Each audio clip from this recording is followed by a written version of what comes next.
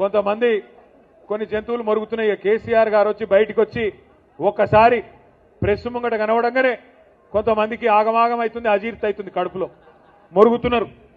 ఎట్లా మాట్లాడుతున్నారో మీరు చూస్తున్నారు.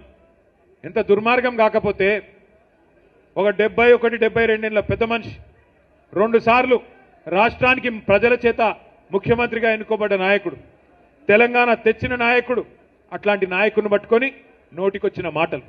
ఒకసారేమో కాలిరిగింది అని ఆనందం, ఇంకోసారేమో ఆయన చచ్చిపోవాలని చెప్పి శాపనార్థాలు. ఇది మంచిదేనా? ఇది మంచి పద్ధతేనా? మాకు రావా మాటలు, మాకు రావా బూతులు? రేవంత్ రెడ్డి, నీకు నేను చెప్తున్నా, నీకు ఒకటే భాష వచ్చురా నాయన, నాకు 3 భాషలు వచ్చు. నువ్వు ఒకటే భాషలో బూతులు తిడతావు.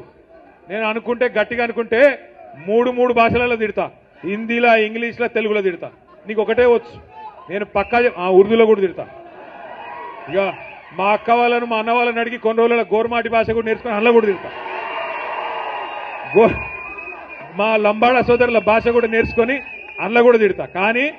కానీ ఇప్పుడు నువ్వు కూర్చున్న పదవి, దానికి గౌరవం ఇచ్చి మాట్లాడతలేవు. ఎందుకంటే మాకు నీకంటే ఎక్కువ వచ్చు భాష, నీకంటే ఎక్కువ తిట్లొచ్చు. కానీ మా అమ్మ నాయన నన్ను సంస్కారంతో పెంచారు. నిన్ను ఎట్లా పెంచారో నాకు ఎరకలేదు.